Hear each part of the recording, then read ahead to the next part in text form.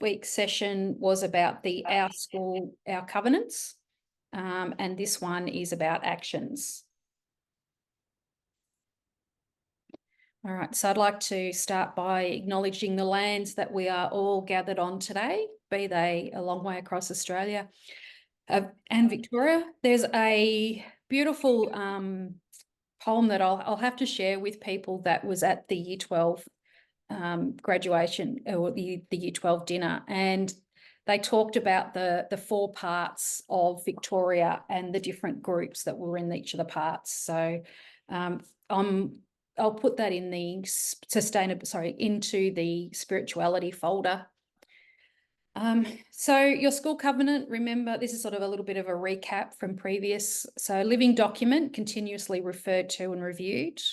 It's a framework for improving cultural understanding and safety.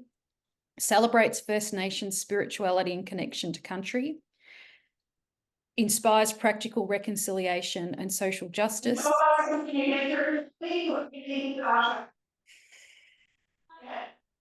Okay.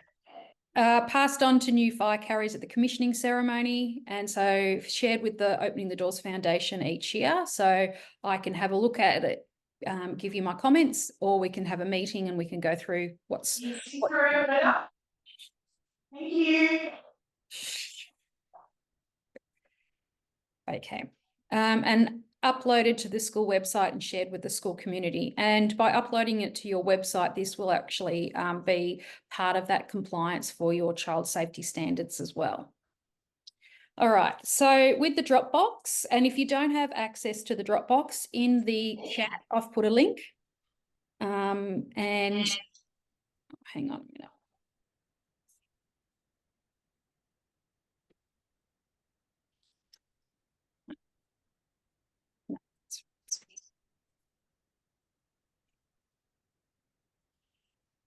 I've put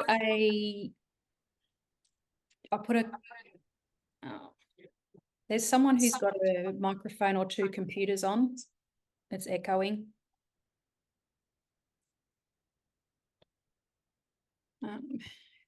Okay, so with our covenant, excuse me for a minute. I'm just going to see if I can sort this out. If you have stop share.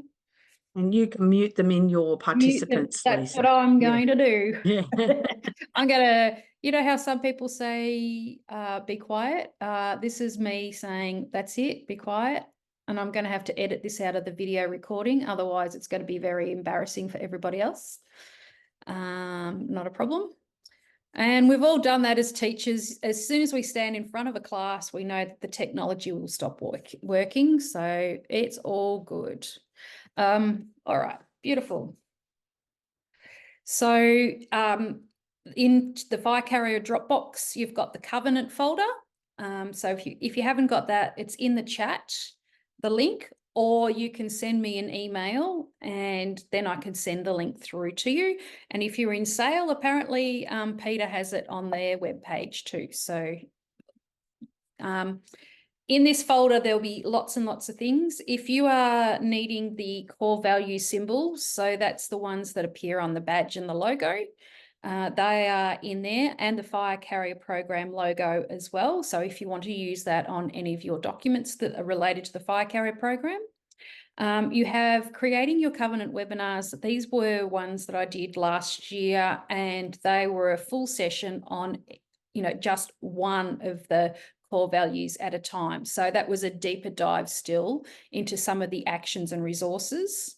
There is also the action areas ideas. So that gives you a bit of an idea about, with each of those core values, some of the things you could do. I also have the brainstorming workshop. So this is, what headings you have to follow, where can you direct people to actually start. I've gone the old butcher paper, post-it notes. If you want to do it electronically, that's fine. But sometimes I think that devices can be a little bit of a distraction, even with teachers, and that sometimes sitting with just paper, pen, text is a little bit more productive. Also got the instructions and the template there as well. So inside that creating your covenant webinars, you can see I've got the PDFs are actually the slides, so pictures of the slides. There's also the PowerPoint there, so that if you wanted to use that to work on your covenant, you might decide that you're going to do one of the 3 core values at a time. That's up to you. So all that information is there. There is also the YouTube channel, and the YouTube channel link is where I put any of the past webinar recordings will go there. And the recordings from this session and the previous session will go up there once I've had a chance to edit them. There's also the starting your covenant, which was the slide deck that goes with the session we just did last week. So in order to do that, you can do the workshops, the Covenant Core Value Brainstorming workshop. So you can look at that, and then the action areas, and looking at creating your covenant webinars. That's a good background to have a look at all of those as well, or to have sort of in the background, let people be creative first, and then as a part of the working party that will be writing the covenant, these are good extra resources for you as well to help focus where you're going and people's ideas. So this is what the covenant instruction looks like, which is the same as what I showed you in the last session, but the sessions that we'll be looking at today is looking at a school audit of current actions. So these are things that you are already doing, and whether you're a new school or whether you're that have been in it since the beginning, it's always a good idea to have a look back and say, what are we doing? What are we doing well? What can we build on? What is something that hasn't worked, and why hasn't it worked? So, that school audit is a really important thing. We did those last time. So what we're actually going to look at today is the core values. So we're going to look at each of the core values and some of the ideas about how we can fill out our covenant. And remember, you want to make it doable and achievable. And, with students, if they don't feel like they've been able to tick something off, they get a bit discouraged. Teachers and that are exactly the same, unless it feels like you're actually moving forward. So have lots of things there that are achievable. Some things you may have an idea and think, well, this will take 6 months, but it may take 2 years. It depends on what you're doing. So that's all of those, and I'll go through those. If anyone watched one of the Sunday programs, there was a young man, Matt, who had attempted suicide, and he actually goes around to schools. And one of the quotes he had, which sort of stuck with me, was "Hope is hopeless without action." So, we all hope for a better future, but we need to actually change that hope into action and to make that difference. So the 3 core values. So these are the 3 core values that you see on your badge. And these are the values that your actions are going to try to address. You may find that some actions fit into more than one. They may fit into all 3. The steps. So start with a staff workshop. Do a school audit of current actions. Do your student workshop session. Compile all your workshop materials, and this is probably the hardest thing to do. And then create a draft of your covenant. So one of the things that I think about is that you're going to get a lot of extra stuff. Don't throw all the the baby out with the bathwater, or don't get rid of everything, because all actions have a place. And I liked this, and I think as a non-Indigenous person, this is a journey that is uncomfortable sometimes, and one's ability to sit in their discomfort is critical to changing and challenging the future. And we all know that with Victoria at the moment, going through the Uruk with the Truth and Justice, and they're actually starting now to call for all Victorians to make submissions to the Uruk Justice Commission. So that idea of truth telling in our classrooms is really important, in our schools. And we need to be mindful of that discomfort. We know that it's not going to be easy road, but we know that it's a road that's worth following. And we know that what you've already done before, you build on future. All right, so one of the first steps is to complete a school audit. So what have you already achieved? Do you fly the Aboriginal and Torres Strait Islander flag? Do you have an acknowledgement of country on your website? Do you have your areas or houses named after a local or an Woiwurrung name or Wurundjeri name or whatever school land that you're on? How are you already showing reconciliation in your school? So I've just got a few examples of some of the workshops that we've done. And this one here I thought was a really great way of doing it.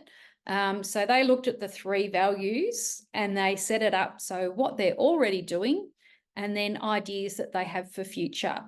So that was a really great way of, thinking about how they're making a difference. And these were a new school, and this was the day of their commissioning day. So, and this was the students working on this. You can start with an all-staff workshop. And what I think it's really important, and this fits in the Our School section, is what does reconciliation mean to you? So what does it mean to you personally? And what does it mean to your school? So how does it fit in your current school ethos?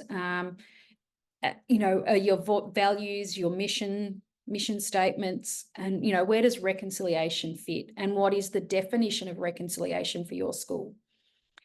The other thing that you can do is look at the actions for reconciliation for each of the 3 core values. So get creative. And this is why I said sometimes, getting rid of the devices means that everyone can have a bit of a go. I tend to like butcher paper because it's a bit bigger and you can always write. I also use Post-it notes because then if someone's speaking and if you think, oh, I've got this great idea, but it falls out of your head really quickly like it does with me, then at least you can write it on your Post-it note and you've got it written down and then it can go onto the final one. If we're looking at our student workshop, it would obviously be too difficult for every person or every student in the school to have input. You might like to open it up to do that, or you may like to say through your SRC. So the students that you might have involved are your commission fire carriers. You might ask or invite your First Nations students to be part of the workshop or be part of a contribution. But remember, invitation, not obligation. They may not feel comfortable to put that forward. Look at your reconciliation group. Do you have one? Do you have a social justice group already set up? Your SRC, your liturgy captains, immersion participants. So there's lots of different ways that you can be part and collect that information from that student body. You may even have it as one of your reflection days for Reconciliation Week. You might have every single class put together their own little list of actions and then bring that together. So it's up to you and how your curriculum works, how your student leadership programs work as to how you get the students involved. But students need to be part of the process of the actions, and they also need to be part of the process of achieving those actions as well. And that's where that student leadership part of it comes into that child safety area as well. So, this is an example. I'm always the teacher. So here's something that you can take away and try. So write on a Post-it note what reconciliation means to you, and then you could get people to share. It's a really interesting thing looking at what reconciliation means. And share your thoughts. You could put them up on the wall so other people can see them. You might like to do a Wordle or something like that where people put their statements or words in and then that creates a Wordle. So, lots of different ways of doing it. Allow you to be creative. The other thing with your students that I like to do during the commissioning, just to sort of get them started and thinking, is that what does being a fire carrier mean to you? Actually, this works with staff as well. So why did they become a fire carrier? You know, what's happening? Why is it important? What are some of the things that you may do as a fire carrier? And how will you create change for reconciliation? So this might be a good activity that you can do with your students for your first reconciliation meeting, or whether there's new students every year coming through, just to get students a bit of an idea about, you know, what they can do and give them that power and authority to be able to move forward. All right, so I've split the workshop into 2 sections. So part A looks at those 3 values. So you might like to put the headings up on a screen, or, you know, have them printed out so people know what those 3 values are. So brainstorm actions or activities. And I say be aspirational. It'd be great if we had $1 million that we could throw at this. We could do some pretty incredible stuff. But, you know, if you don't have an idea of what it could look like, you know, amazingly, then you can if you haven't got an idea of what it might look like aspirationally, you then can't put it, what will it look like when you can actually do it, achieving it. So cultural awareness and understanding, spirituality, practical reconciliation and justice. The other thing, which I would split sort of into another section, or some people might like to do it as one, is what are the barriers that you may face? And, you know, most barriers for teachers are time, knowledge, and fear. You can also add cost, because you know, there is a cost to doing all of this. So thinking about all those barriers.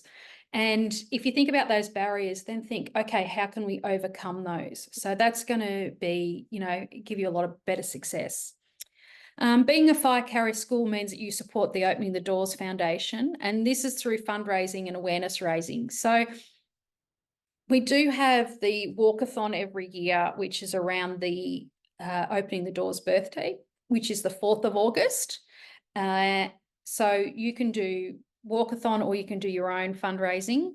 We also now have set up a platform. So this is the 2nd year where we've had a platform that you can go to actually do your fundraising onto that.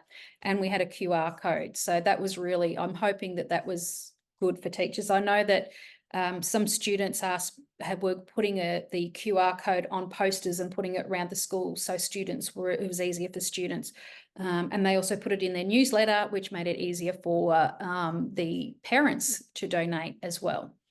Awareness raising is really important too. So who are and what do they do? What are the important things? And what I was talking about before this started was the wonderful dinner I went to on Friday night, and they were having a whole heap of students that were year 12, so 13 years of hard work or more. And they were telling me how important the Opening the Doors Foundation was for their success, on the reason why they came. So if you have a look at a lot of those impact statements, that's a really good spot you can look at, you know, and ideas for awareness raising. So this is an example of a student one. So they've looked at practical recognition, and then they've done fundraising. So they had lots and lots of different ideas. And this is why I think students have different ideas to what teachers do.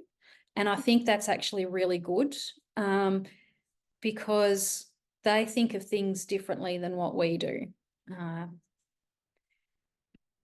Here's another one. You can tell there was a couple of boys in that one. They were more interested in drawing, but that's okay.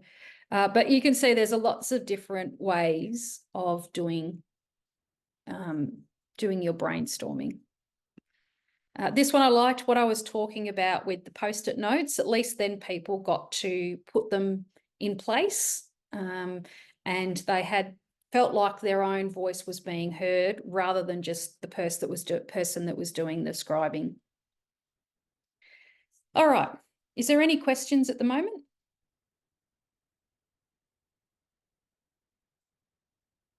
Nope.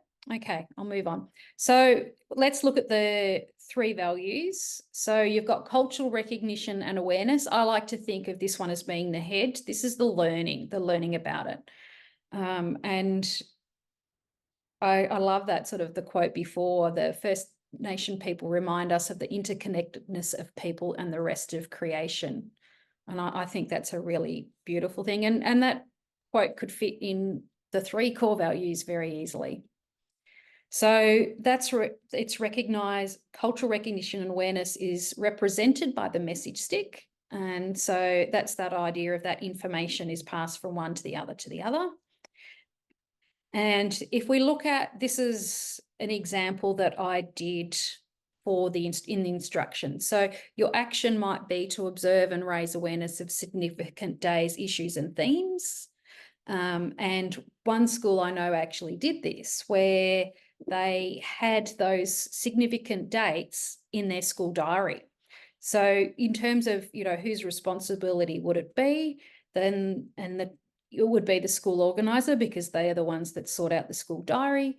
Your timeline, you would have to have it in fairly early before they print the school diary. Another school I worked with when I was at Rec Vic, they actually had the seasons, so the Kulin Nation seasons in their diaries, which I thought was a really cool thing too.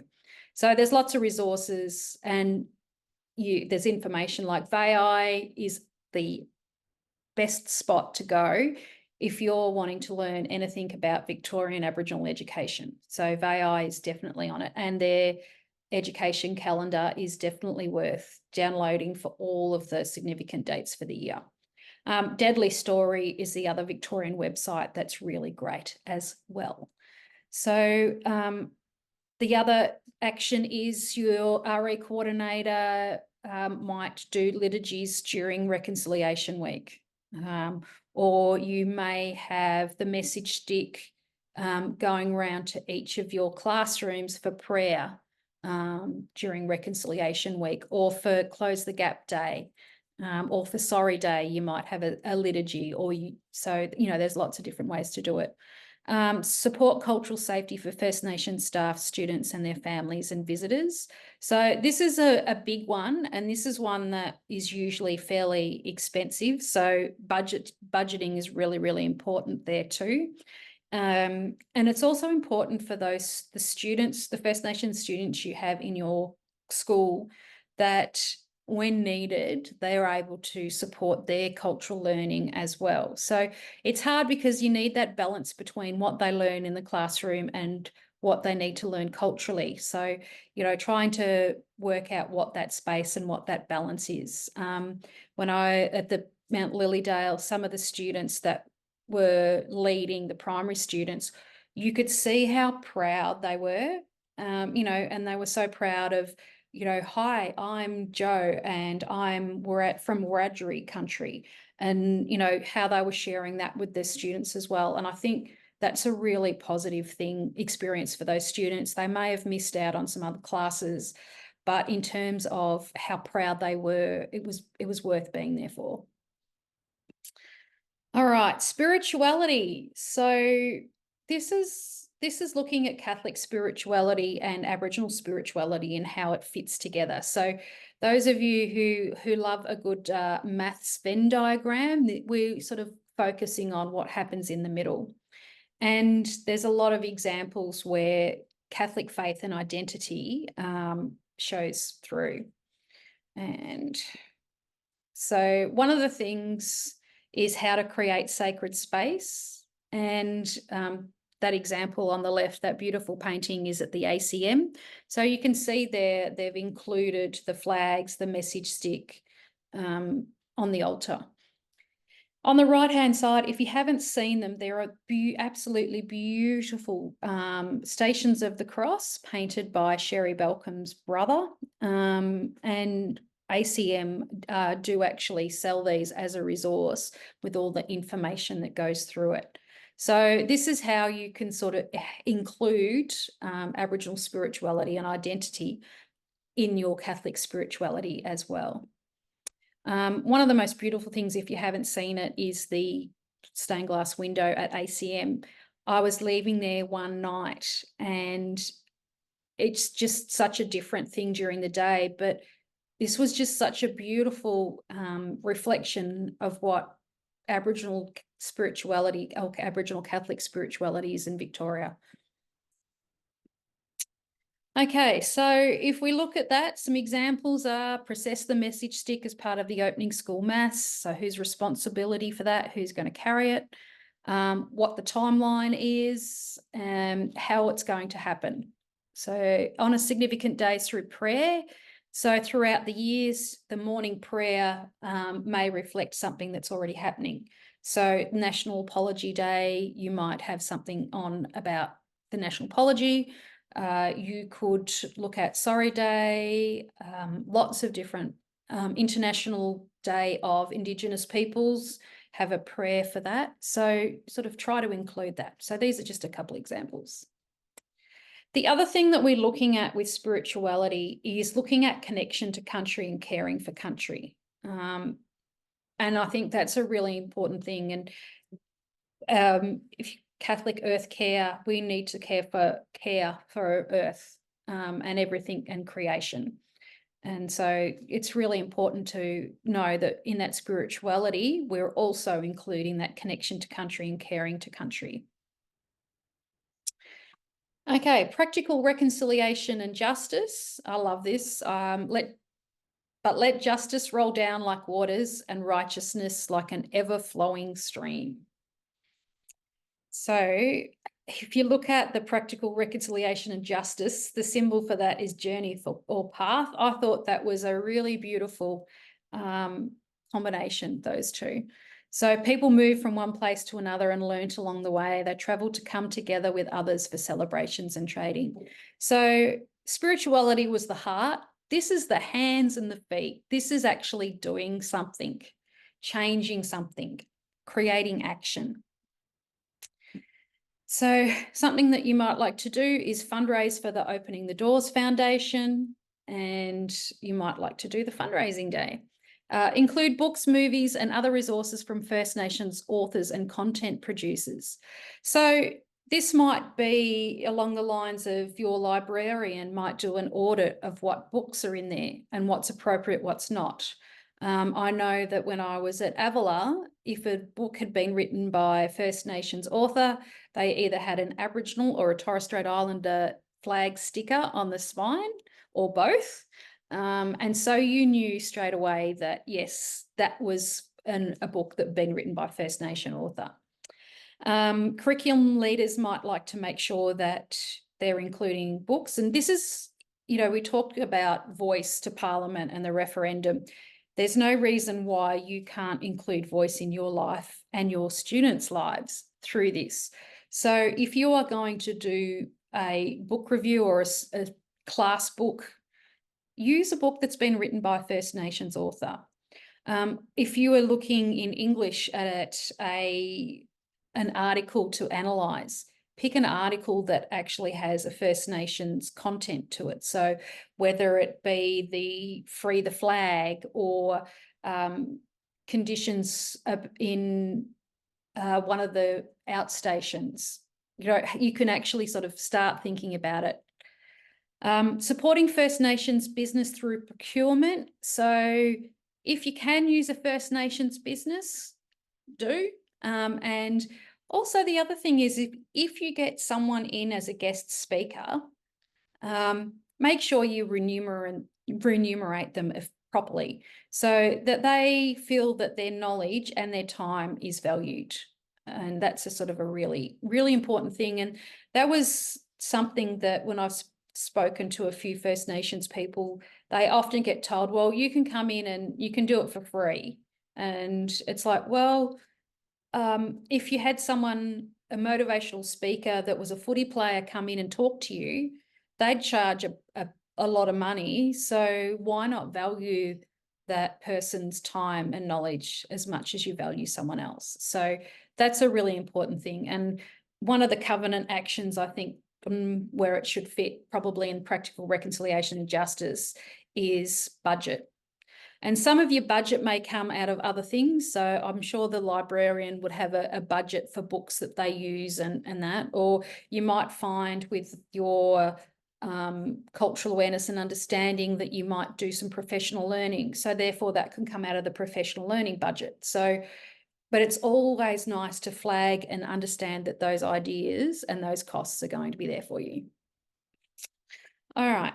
So once you've got all those actions, you can, this is the hard part, I think, is putting it all together. And I like to think about putting it all together as covenant action master plan. So these are all the ideas that we can think of. Some of these ideas may take a long time to do. Some of them may be 5-year goals. Some of them may be, 2-year goals.